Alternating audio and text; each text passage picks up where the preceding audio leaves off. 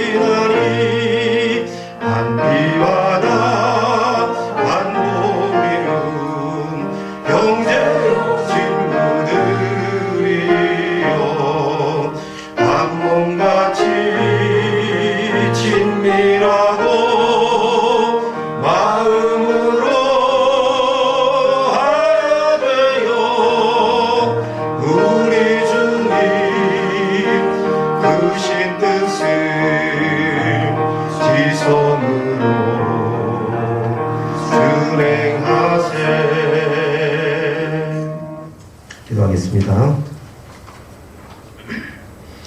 은혜와 사랑이 풍성하신 하나님, 지난 한 주간도 은혜 가운데 보호해 주심을 감사를 드립니다. 신종 코로나 바이러스로 인해 전 세계는 물론 우리나라도 큰 혼란과 어려운 시간을 보내고 있습니다. 이로 인해 성도들이 함께 모여 예배드릴 수 없는 환경에 놓여 있습니다. 그러나 이와 같은 어려움을 통해 매주일 하나님께 예배드릴 수 있었던 것이 하나님의 큰 은혜임을 감사하지 못했던 것과 눈에 보이지 않는 작은 바이러스 때문에 쓰러지는 연약한 인간임을 깨닫지 못하며 교만했던 것을 회개합니다. 간과 없기는 이 민족이 이런 기회를 통해 하나님을 두려워하며 경외할 수 있게 하시고 이 사회 구석구석 퍼져 있는 쓴뿌리와 같은 이단들이 뽑혀져 나가는 기회가 될 수 있기를 원합니다. 뿐만 아니라 우리 교회에 속한 모든 성도들을 바이러스 감염으로부터 지켜주시고 안전하게 하여 주옵소서. 성도들의 사업장과 직장과 건강을 하나님 붙들어 주옵소서. 각 가정에서 가정 예배를 드리는 모든 성도들의 가정 위에 성령의 충만함이 있게 하여 주옵소서. 오늘 말씀을 전할 목사님을 성령 충만함으로 붙들어 주시고 말씀을 통해 예배하는 모든 성도들 가운데 은혜를 더하여 주옵소서. 예배의 시종을 주님께 의탁하오며 우리 주 예수 그리스도의 이름으로 기도하옵나이다. 아멘.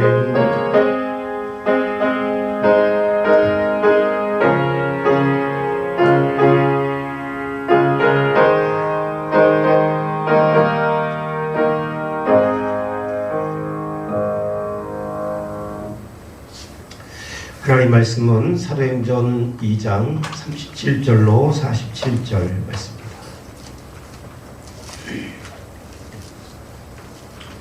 우리 다 같이 37절부터 47절까지 기도하겠습니다.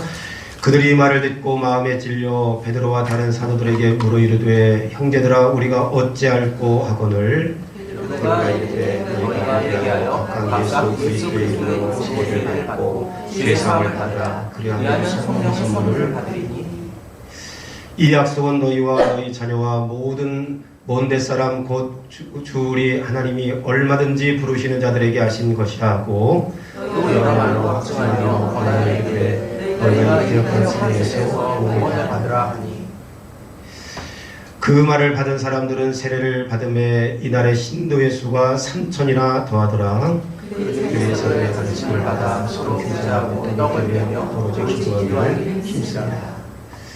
사람마다 두려워하는데 사도들로 말미암아 기사와 표적이 많이 나타나니 있는 사람이 다 함께 있어 모든 물건을 서로 통용하고 또 재산과 소유를 팔아 각 사람의 필요를 따라 나눠주며 같이하여 성령의 교회를 이루고 집에서 떡을 떼며 기쁨과 순전한 마음으로 음식을 먹고 다같이 하나님을 찬미하며 또 온 백성에게 칭송을 받으니 주께서 구원받는 사람을 날마다 더하게 하시니라. 아멘. 이 시간 초대교회의 모습이라고 하는 제목으로 담임 목사님 말씀 전해 주시겠습니다.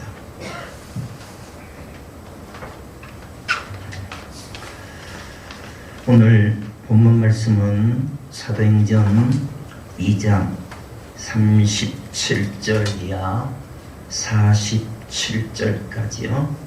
초대교회의 모습하는 제목으로 말씀을 나누려고 합니다.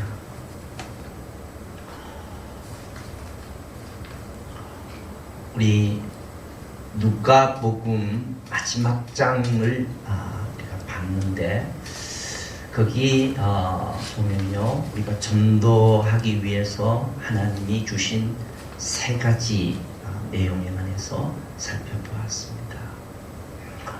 하나님이 그냥 가라, 그리고 전도하라, 그렇게 제자 삼으라, 그런 것이 아니라 하늘과 땅의 모든 권세를 주시는 거예요. 그 권세가 뭡니까? 복음이요, 그 권세가 성령의 능력입니다. 전도의 주체는 성령님이십니다. 그래서 사도행전 1장 8절에 오직 성령이 너희에게 임하시면 권능을 받고, 이 권능이라는 내용은 다이너마이트처럼 폭발하는 능력이 있습니다. 딱딱한 인간의 마음도 가루를 내버리고요, 변화시킬 수 있는, 그래서 사도행전의 페이지마다 폭발하는 소리를 들을 수가 있습니다. 굉장한 큰 권능이 우리에게 성령의 능력이며 이걸 주시겠다. 그래야만이 마지막에 증인 삶을 살 수가 있습니다.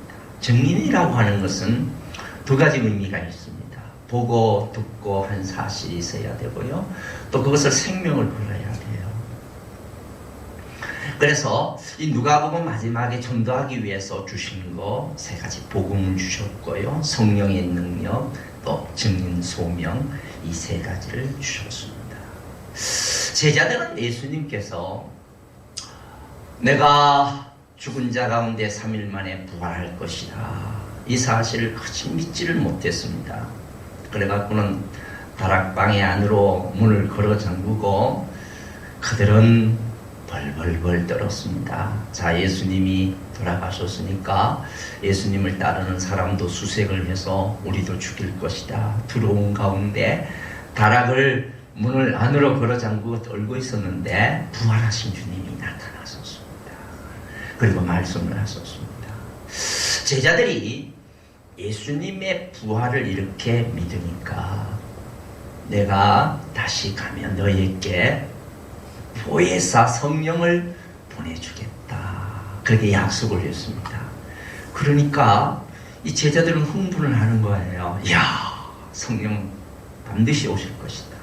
그래서 40일 동안 예수님께서 이 땅에 부활하시고 계시다가 그리고 승천승기하셨습니다. 그리고 가신 지 10일 만에 50일째 오순절날 성령님의 강림이 이루어졌습니다. 우리 사도행전 2장에 들어와서 그 내용을 살펴봤습니다. 어마어마한 일이 벌어졌습니다. 뭐 얼마나 황홀한지요. 성령이 막 임하는데 그냥 혀에 불같이 막 혀가 움직이는 것처럼 막 이렇게 움직이고 바람이 막 움직이는 것처럼 말이에요. 예? 그리고 황홀하게 이거는 한 번 이루어지는 사건이지 계속 이루어지는 사건이 아닙니다. 한 번 예수님의 탄생도 한 번 이루어지는 것처럼요. 이 성령의 강림도 성령이 오순절 사건도 이례적이라고 하는 사실입니다. 내가 오순절에 성령이 막 임하니까 방언이 터지기 시작했습니다. 여기에 나오는 방언은 각 나라 언어 말. 그러니까 그 당시에 각 나라 사람들이 120문 동안 모이지 않았습니까? 지중해 연안의 중심에서 모여든 사람들 각 나라 말로 이 얘기를 하니까 이건 하나님이 주신 방언입니다. 방언의 내용이 뭐였습니까? 그것이 바로 베드로의 설교였습니다. 이 내용을 우리가 지난주에 내용을 살펴봤습니다. 베드로의 설교에는 정말 능력이 있었습니다. 그 설교의 내용은 하나님의 말씀의 능력이고 그리고 또 복음이었습니다. 여러분 성령 충만하면요 말씀 충만이 이루어져요. 베드로가 구약의 말씀을 예수님처럼 막 인용을 해나가는데 와 이런 초자연적인 역사가 초대교회 당시에는 가끔 일어났습니다. 어마어마한 일들이 벌어지는 거예요. 말씀이 막 충만해갖고는 합당하게 말씀을 적용시키면서 그러면서 복음을 증거하는데 여러분 이 말씀이 진짜 능력이 있죠. 이 말씀이 우리의 갈 길을 인도하지 않습니까? 이 말씀이 우리를 죄를 이기게 하지 않습니까? 이 말씀이 우리를 지혜를 주지 않습니까? 이 말씀이 우리의 인격을 온전하게 만들지 않습니까? 이 말씀은 영원한 말씀이 아닙니까? 천지는 없어지겠지만 이 말씀은 1.1핵이라도 없어지지 않는 하나님의 말씀은 살았고 운동력이 있어 좌우의 날선 어떤 검보다도 예리하여 혼과 영과 및 관절과 골수를 안 보이는 부분까지 다 드러내는 것이 바로 말씀의 능력입니다. 그 복음의 능력은 더하지요. 이 예수 그리스도와 십자가의 부활의 이 복음의 능력이 증거되니까 야 어찌할꼬 그들의 죄를 지적했잖아요.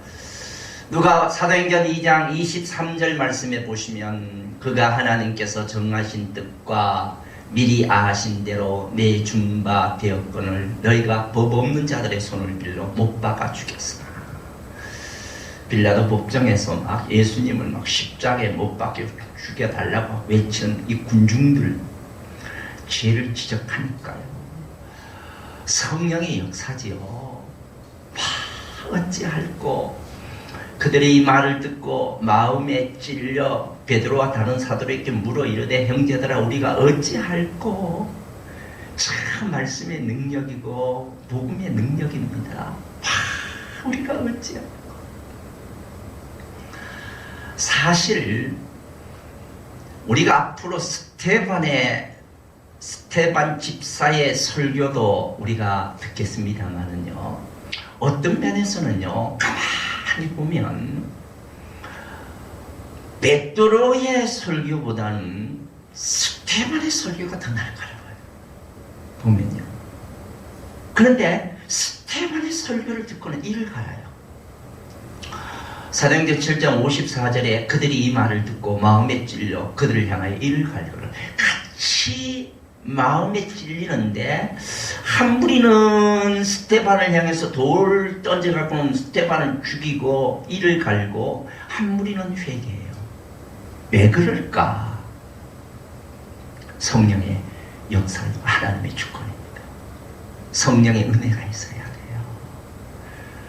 제가 말씀을 증거해도 어떤 분은 이 말씀이 탁 부딪혀서 진짜 주님 앞에 나와 회개하는 사람이 있는가 하면, 어떤 분들은 이 말씀에 도전해요.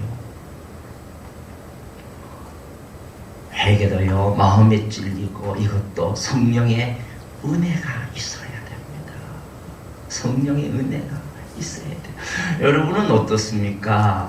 설교를 들을 때나 큐티를 할 때나 성경 공부를 할 때나 내가 말씀을 볼 때, 저는 그래요. 말씀을 펴서 볼 때마다 주님, 저는 이 말씀을 볼 수 없지만 내 눈을 열어 주의 귀한 법을 보게 하옵소서. 그러면서 말씀을 펴서 보거든요.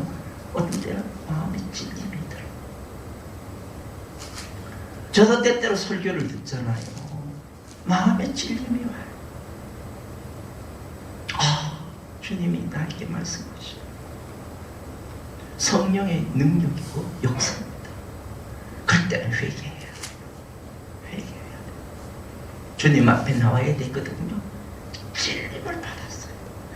그래서 이런 찔림을 받은 이분들을 위해서 베드로가 어떤 얘기를 합니까? 자, 오늘 본문입니다. 38절에 보시면 베드로가 이르되 너희가 회개하여 각각 예수 그리스도의 이름으로 세례를 받고 죄사함을 받으라. 그리하면 성령의 선물을 받을 것이다. 여러분, 여기에 잘 보셔야 돼요. 내용이 조금 어려운 내용입니다. 38절이요. 베드로가 이르되 그들께 마음이 찔린 그 사람들을 향하여 회개는요 두 가지 의미가 있어요. 구원받은 회개는 일에 한 번으로 끝납니다. 내가 지옥으로 가다가 돌이키는 거예요. 이걸 회개라 그래요. 그러면 천국으로 가다가 또 돌이키면 지옥 가고, 또 돌이키면 뭐 어디 갈지 어떻게 알아? 그냥 한 번 하는 건데, 넓은 면에서는 회개를 자주 해야 돼요. 내가 정말 이 길이 아니구나 할 때는 돌이켜야 되거든요. 회개하라는 거예요. 회개하라. 회개하여 각각 예수 그리스도 이름으로 세례를 받고. 이 순서가 여러분 잘 보면 이 순서가 좀 잘못되지 않았나, 이것을 좀 보게 될 겁니다. 세례가 먼저 나오는 것이 아니라 죄사함이 먼저 나와야 돼요. 여러분, 우리가 예수의 피로 말미암아 죄사함 받잖아요. 예수의 피는 능력이 있습니다. 예수의 피만 믿으면 과거의 모든 죄가 용서함을 받을 줄로 믿습니다. 이 피를 못 믿기 때문에요, 구원의 확신도 흔들리는 거예요. 요한 1서에 보시면요, 너희가 하나님의 자녀에 관해서 이 얘기를 하면서, 자녀들아 너희는 죄사함을 받았다, 그렇게 죄사함을 받았다는 내용 그렇게 중요해요. 우리는 예수의 피로 죄사함을 받은 거예요. 그래서 여기에 죄사함을 받으라 그렇게 이 얘기를 하는 겁니다. 죄사함을 받아야 돼요. 그리고 성령을 선물로 받는 거예요. 이거는 그냥 선물이에요. 선물은요, 받을 자격이 없는 자에게 거저주는 하나님의 호의를 선물이라 그래요. 그냥 우리가 무슨 받을 자격이 있나요? 그냥 거저주는 거예요. 이렇게 할 때 그 다음에 세례 받는 거예요. 세례라고 하는 것은 뭡니까? 로마서 6장에서 나오는 세례는요, 예수와 함께 같이 죽고 예수와 함께 같이 살아나는 거예요. 내가 그리스도와 함께 십자가에 못 박혔나니 이제는 내가 산 것이 아니요 오직 내 안에 그리스도께 사는 것이라. 이제는 나를 위해서 사랑하사 나를 위해서 죽는 그 주님을 위해서 산다. 갈라디아서 2장 20절에서 말씀해주고 있지 않습니까? 같이 죽고 같이 살아나는 것에, 이것을 내가 구원받는 내용을 다른 사람에게 알리는 것을 세례라 그러잖아요. 그러면 이 세례가 나중에 나와야 되는데 왜 앞에 나왔는가? 그만큼 초대교회 당시는 세례가 중요했습니다. 왜? 세례 받으면 목숨을 내놔야 돼요. 왜? 자기가 하나님의 자녀라는 사실을 드러내는 것이니까요. 엄청난 일입니다. 이것은요. 세례를 받고 그 다음에 성령을 선물로 받을 것이다. 이 성령의 선물도 왜 뒤에 나옵니까? 여러분, 예수님 당시에는 제자들에게 성령이 없었습니까? 구약에는 성령이 없었습니까? 똑같이 오순절 이전에도 성령님이 계셨습니다. 오순절 이후의 성령의 역사가 좀 다르지요. 오순절 이전의 성령은요, 왔다가 일하고는 갔고 왔다 갔다 하는 시기였고 불완전했습니다. 예수님 당시에도 한 가지고요. 그러나 오순절 이후에 우리에게 오신 성령은요, 분명하잖아요. 확실하고요. 예. 그래서 어떤 분은 이런 부분을 통해서요, 제2의 세례를 받아야 된다, 성령 세례를 받아야 된다, 제2의 성령을 체험해야 된다, 이렇게 주장을 하는데, 물론 하나님의 주권이요, 하나님이 그렇게 하면 하실 수가 있다고 봅니다. 특별히 제자들에게는요, 확신이 있어야 되고, 이 사람들은 교회를 세울 사람들이 아닙니까? 그렇기 때문에 성령의 확실한 능력 체험이 있어야 되겠습니다. 그래서 성령을 선물로 줄 것이다, 그렇게 여기에서 말씀을 하고 계셔요. 성령의 역사가 아니고는 어떻게 우리가 성령을 받습니까? 성령이 역사해야 되거든요. 보세요. 만일 너희 속에 하나님의 영이 거하시면 너희가 육신에 있지 않고 영에 있나니 누구든지 그리스도의 영이 없으면 그리스도의 사람이 아니라 그랬거든요. 내가 예수를 믿으면 내 안에 성령님이 거하십니다. 이것은 성령의 역사예요. 우리가 세상의 영을 받지 않고 오직 하나님께 온 영을 받았으니 이는 우리로 하여금 하나님께서 우리에게 은혜로 주신 것을 알게 하려 하십니다. 그렇습니다. 성령의 역사가 아니고는요, 내 안에 성령님이 거할 수가 없어요. 고린도전서 12장 3절은 더 뚜렷하게 나옵니다. 그러므로 내가 너에게 알리노니 하나님의 영으로 말하는 자는 누구든지 예수를 저주할 자라 하지 아니하고 또 성령으로 아니하고는 누구든지 예수를 주시라 할 수 없느니라. 성령의 역사가 아니고는 우리가 성령을 받을 수가 없죠. 성령이 역사해야죠. 그러면 이 성령은 누구에게 줍니까? 고넬료나 에베소 교회 이방인들에게 다 이 성령을 주시는 거예요.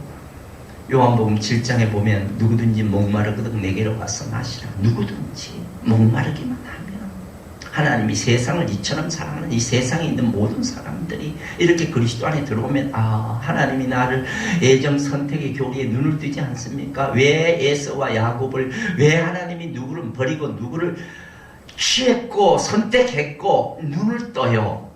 이거는 성경의 전체 흐름입니다. 그러나 다 우리는요, 주님 앞에 나올 수가 있고요, 성령을 받을 수가 있고요. 신약에는요, 이방인들도 다 이 성령이 임할 수가 있고 받을 수가 있는 거예요. 그래서 드디어 예루살렘 교회가 탄생한 거예요. 우리가 예수 그리스도를 내 마음에 성령이 들어오게 되시면 이것이 우주적인 교회라 그러잖아요. 이 우주적인 교회가 지역에 모였을 때 이것을 우리는 지역교회다, 그렇게 이야기를 합니다. 사도행전에 나타난 교회는 지역교회를 두고 하는 얘기입니다. 다 지역교회를 두고.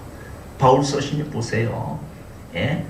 로마교회, 로마교회를 지역이라는 그 지역을 본따서 에베소, 예? 데살로니가 교회. 바울 서신의 특징은요, 지역 이름을 본따서 다 이름을 붙였어요. 예? 그러니까 지역교회예요. 한 지역에 모였을 때 이걸 지역교회라 그러거든요. 그러니까 종말에 놀라운 교회가 모습을 드러내게 된 거예요. 이 지역교회의 모습이요. 이게 첫 번째 드러난 것이 바로 예루살렘 교회예요. 첫 번째 교회의 모습을 드러낸, 마지막 이 시대에, 마지막 종말에 처음의 교회의 모습을 드러낸 것이 바로 예루살렘 교회라고요. 이게 초대교회라고요. 이 처음에 드러낸 이 교회이기 때문에 이상적인 모델이 될 수가 있어요. 우리에게. 그 교회는 어떤 교회였는가? 이 부분을 우리가 배울 것은 배워야 돼요. 본받아야 될 부분은 본받아야 돼요. 초대교회 처음의 교회의 모습이니까. 성령이 임하고, 예? 처음의 모습이니까. 그러면 3,000명이라는 사람이 41절에 나오는데, 이 3,000명이 구원받았다는 것은 이게 성령의 능력이에요. 예수님도 별로 이런 거 못 해봤잖아요. 이 성령의 능력이라니까. 한번 외치는데 3,000명이 모여들었으니까 이야, 대형교회지. 어떤 면에서는요 3,000명이라 그러면요. 그래서 대형교회일수록요 굉장히 혼란스러울 수가 있어요. 이스라엘 백성들이 60만 대군을 이끌고 광야 생활을 하는데 거기에 짐승까지 합치면요 어마어마한 인원입니다. 여러분, 이 인원을 끌고 가기 위해서는 조직이 필요합니다. 그래서 50부장, 100부장, 10부장을 세우는 거예요. 조직을. 그리고 한번 위생을 잘못해서요 한번 병이 나돌면 다 죽어요. 그래서 뭐 먹지 말라, 뭐 먹지 말라, 뭐 먹지 말라 이런 것을 철두철미하게 나옵니다. 큰 교회일수록요 굉장한 조직이 있어요. 혼란스러워요. 그런데 예루살렘 교회는요 이런 대형 교회를 갖출 수 있는 장점을 가지고 있었어요. 그게 뭔가? 오늘 본문을 통해서 이런 부분을 우리가 배워야 돼요. 어떤 장점을 갖고 있었는가? 한번 보세요. 사도행전 2장 39절에 이 약속은 너희와 너희 자녀와 모든 먼데 사람 곧 주 우리 하나님이 얼마든지 부르신 자들에게 하신 것이라. 성령은요 다 이방인들에게도 주는 거예요.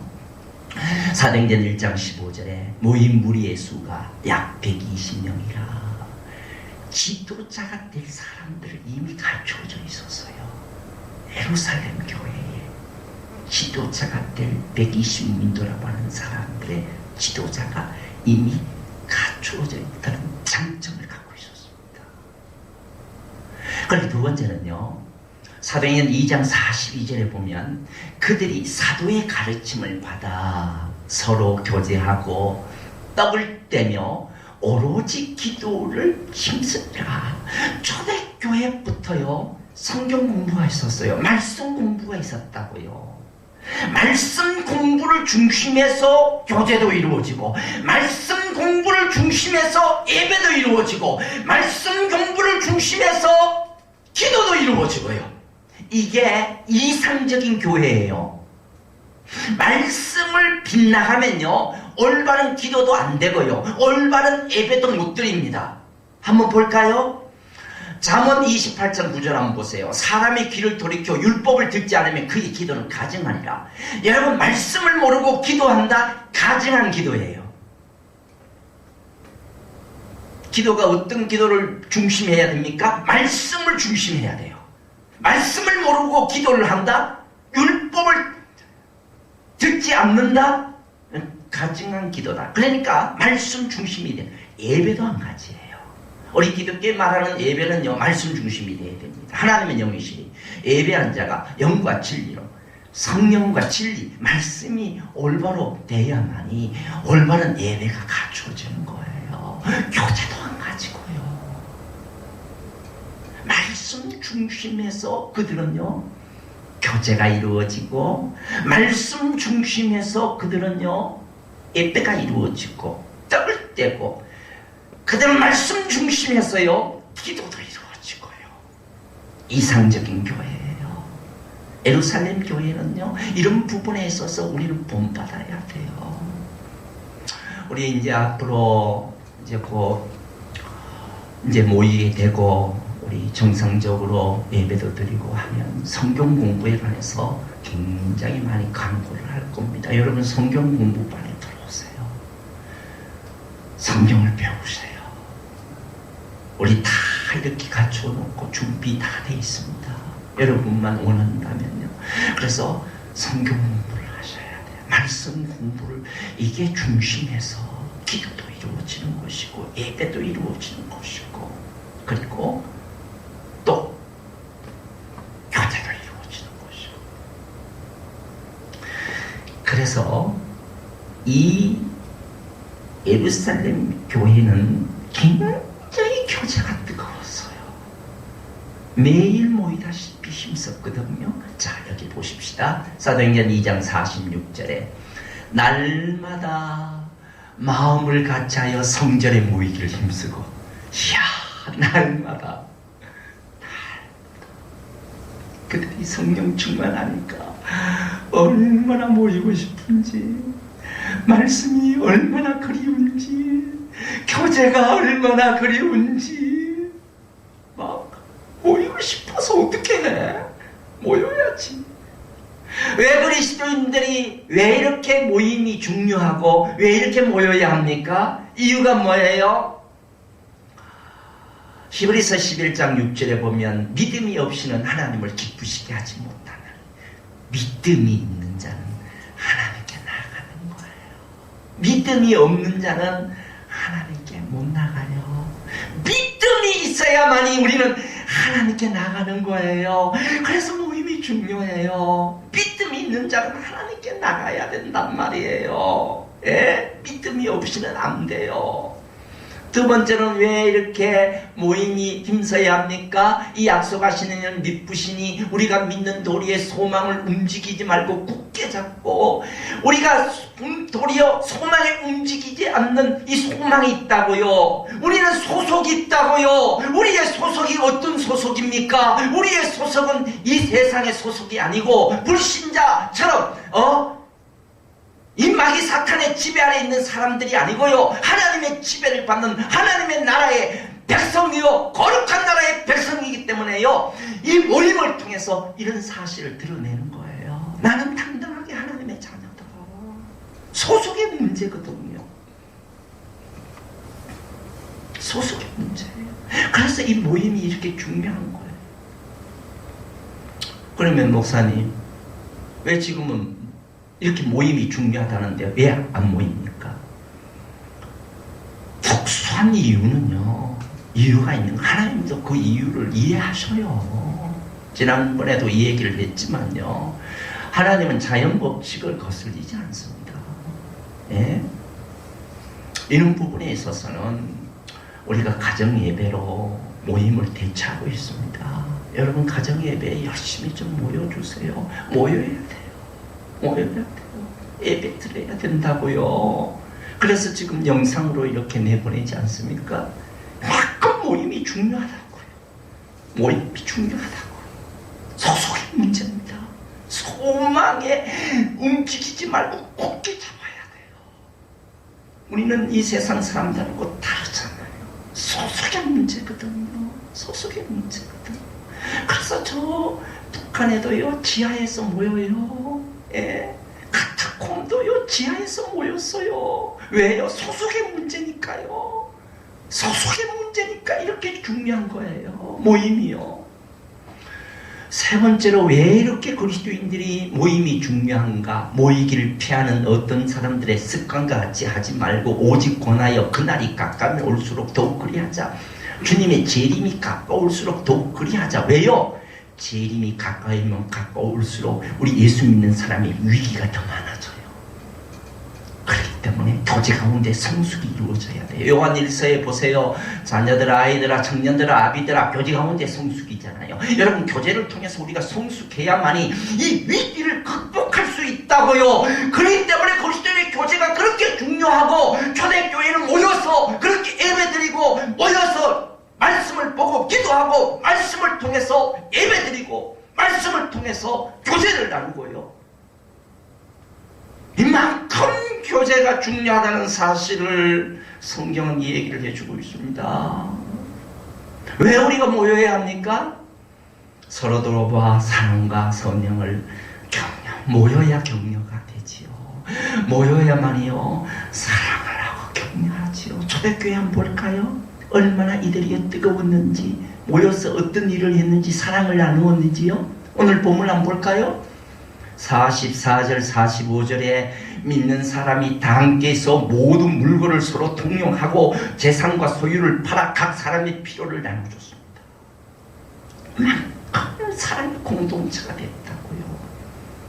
여러분, 이것을 공산주의라고 생각하지 마세요. 공산주의하고 기독교는 달라요. 공산주의는 무조건적으로 강제적으로 그냥 내 나라 그래 갖고는 나눠주는 것을 공산주의예요. 이것은 자유를 박탈하는 것이기 때문에 이건 잘못된 것입니다.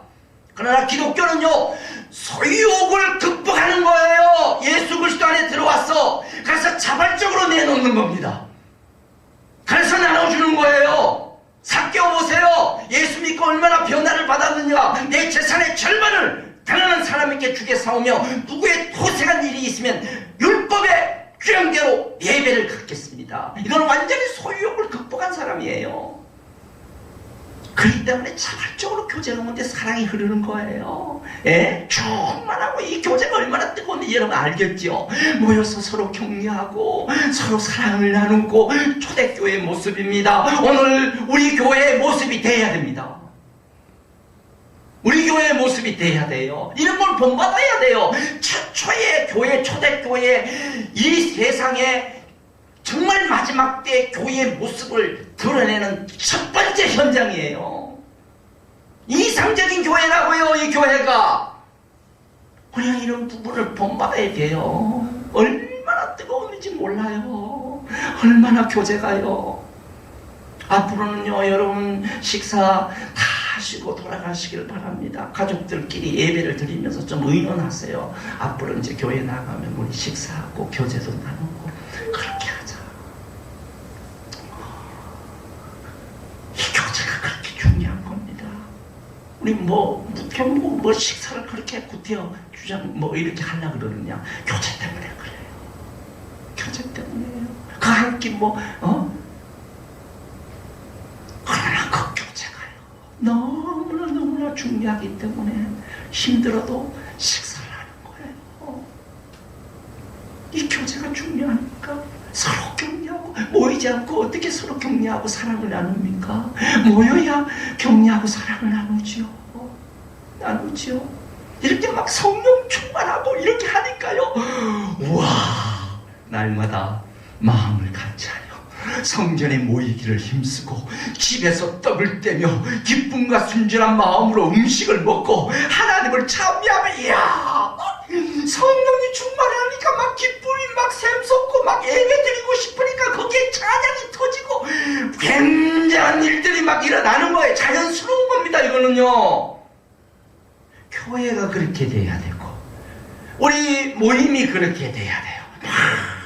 뜨거움을 갖고 막 모이기를 사모하고 막 이야, 얼마나 아름다워.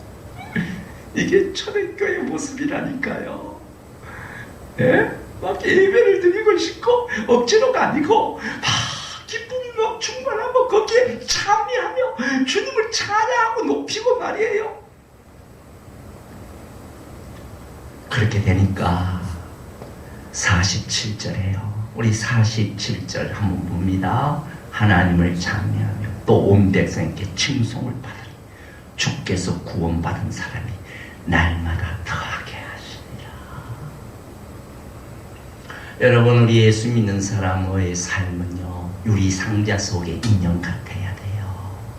어디든지 봐도요, 칭송을 받고 칭찬을 받는 사람이 돼야 됩니다. 여러분이 이렇게 성령을 충만하고 예배를 드리는데 여러분 사기치겠어요? 나쁜 짓 하겠어요? 몰래 숨어서 나쁜 짓 하겠어요? 그러지는 안 되죠. 그렇게는 못하지요. 성령 충만한 사람이 어떻게 그런 짓을 해요? 안 되지요. 그러니 사회로부터 칭송을 받고, 그러니까 사람이 주 앞에 돌아오는 역사가 일어나는 거예요. 한국교회가 왜 전도가 안 됩니까? 예수 믿는 사람이 너무 삶이 엉망이에요. 우리가 다 알잖아요. 칭찬을 받아요. 칭송을 받아요. 여러분, 이런 부분에 있어서는 회개해야 돼요. 주님, 초대교회로 우리가 정말 이 모습을 우리가 보고 있는데, 주님, 우리에게 성령이 충만해서 모임이 모여서 서로 정말 격려하고 사랑하고 나눔을 갖게 하시고, 정말 우리를 삶을 성령 충만한 가운데 예배를 통해서 주님을 만나고 변화된 삶을 살아 이 세상에 나가 정말 주님의 영광을 드러내는 하나님의 사람이 되게 하옵소서.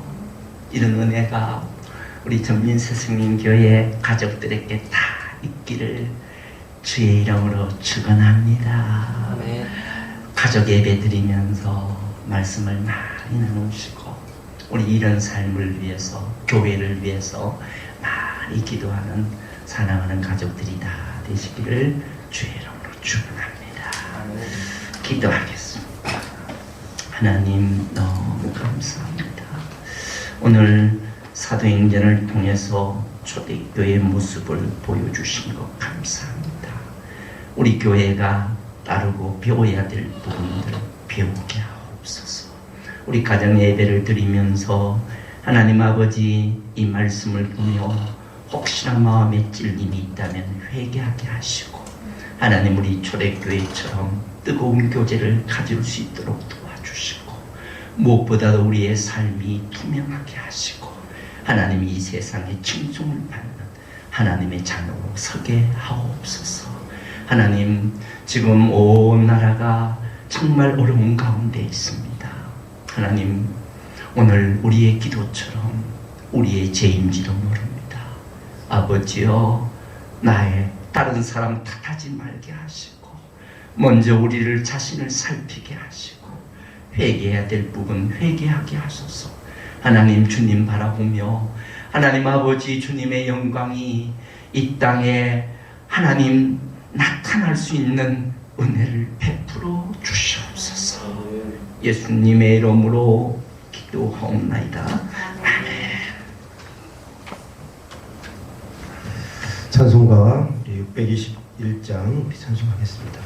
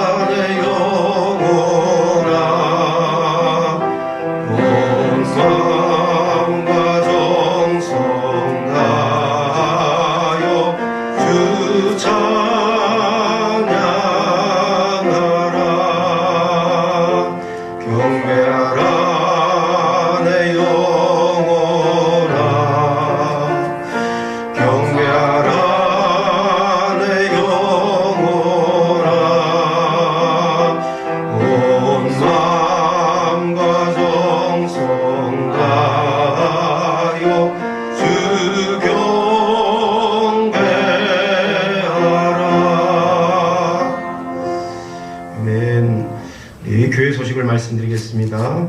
우리 바이러스 감염 확산 방지를 위해서 주일 예배 및 주중 모든 예배를 일시적으로 중단합니다. 우리 성도님들의 양해를 부탁드립니다. 가정 예배 순서지가 우리 홈페이지에 들어가시면 커뮤니티 기타 자료실에 올려져 있습니다. 우리 주중에 새벽이라든지 수요 예배 못 나오시더라도 가정 예배를 여기 순서지를 가지고 함께 가족과 함께 예배드릴 수 있길 바랍니다. 또 코로나 바이러스 치유와 회복을 위한 우리 기도문을 역시 홈페이지 기타 자료실에 올려놓았습니다. 우리 구역별로 또 개인 또 우리 나라와 민족을 위해서 또 이웃들을 위한 기도 제목들을 구체적으로 올려놨습니다. 함께 협조해서 또 있는 처소에서 기도해 주시면 감사하겠습니다. 또 당분간 교회 모든 시설 출입을 제한합니다. 특별히 이번 주 중에는 일절 예배가 없기 때문에 성도님들이 양해를 부탁드립니다. 헌금하기를 원하시는 성도들은 온라인 헌금을 해주시면 감사하겠습니다. 우리 담임 목사님 축도로 예배를 마치겠습니다. 기도드립니다. 이제는 우리 구주 예수 그리스도의 친절하시고 자비하신 은혜와 하나님 아버지의 극진하신 사랑하심과 성령님의 격동케 하심이 우리를 붙들어 그리스도 안에서 계속해서 승리의 자리에 머물러 주님이 이미 이루어놓으시니 거룩한 승리를 선포하며 믿음으로 살아갈 수 있도록 우리를 도와주시기를 주 예수님의 이름으로 간절히 축원하옵나이다. 아멘. 감사합니다. 오늘 이렇게 참석해 주셔서 부모